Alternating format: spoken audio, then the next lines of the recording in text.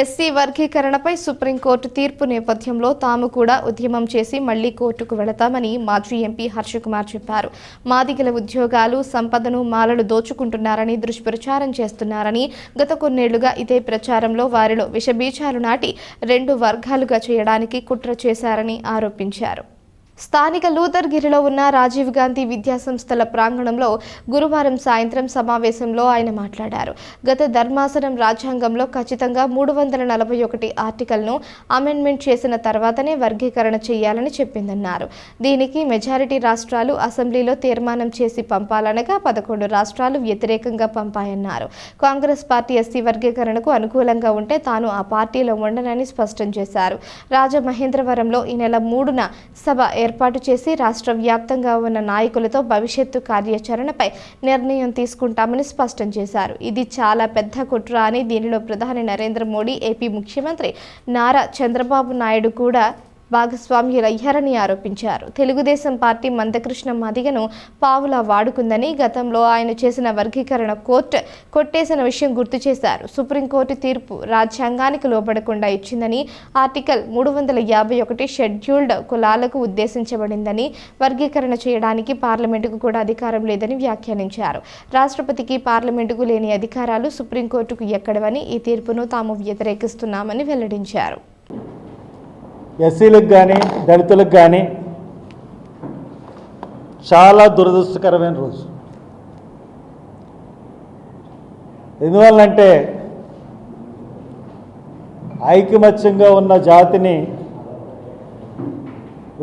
విడదీయాలన్న ఒక కుతంత్రంలో సుప్రీంకోర్టు కూడా భాగస్వామి అవ్వడం చాలా విచారించదలసిన విషయం. ఎందువల్లంటే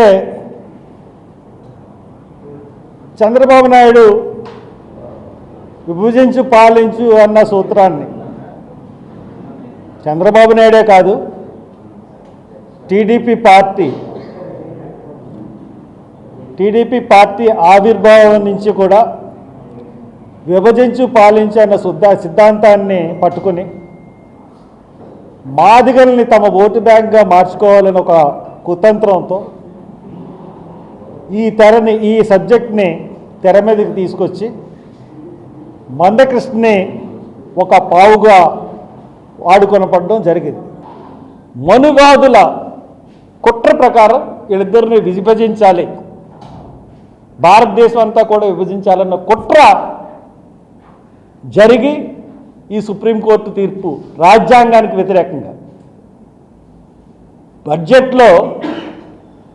బడ్జెట్ కలుపులో ఎస్సీ ఎస్టీలు పక్కన పెట్టేసి బడ్జెట్ కలిపి వండి పెట్టారని చెప్పి రాహుల్ గాంధీ ప్రకటించాడు.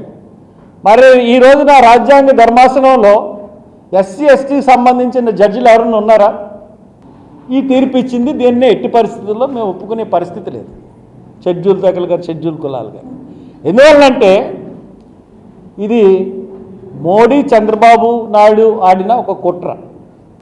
బాబ్రీ మసీద్ మీద, అయోధ్య రామ జన్మభూమి మీద తీర్పు ఎటువంటి కుట్రో ఇది కూడా సేమ్ అటువంటి కుట్ర. మీకేంటంటే మీకు అధికారం పక్కా కావాలంటే ఒక కులాన్ని పర్మనెంట్గా ఓన్ చేసుకోవాలన్న ఒక దురుద్దేశంతో చేపట్టిన విషయం ఇది. దీన్ని పూర్తిగా ఖండిస్తున్నాం.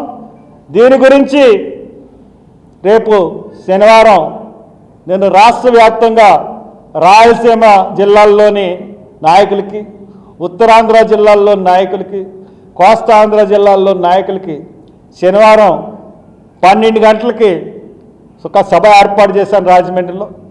మీరందరూ రండి. ఈ భవిష్యత్ కార్యక్రమం ఎలా ఉంటుందో అన్నది మనం చర్చిద్దాం. అలాగే నా కాన్స్టిట్యున్సీలో ఉన్న అమలాపురంలో ఉన్న లీడర్స్ని ఇదే ఆస్వానంగా భావించండి. ఎందువల్లంటే టైం లేదు. ఈ టైం లేదు కాబట్టి మీరందరూ కూడా ఇది ఆహ్వానంగా భావించి శనివారం అందరం కూడా సమావేశం అవుదాం. ఒక భవిష్యత్తులో ఒక కార్యాచరణ ప్రకటిద్దాం. ఈ చంద్రబాబుని మళ్ళీ దించేసే వరకు ఈ పోరాటం ఆగకుండా మనం చూసుకుందాం.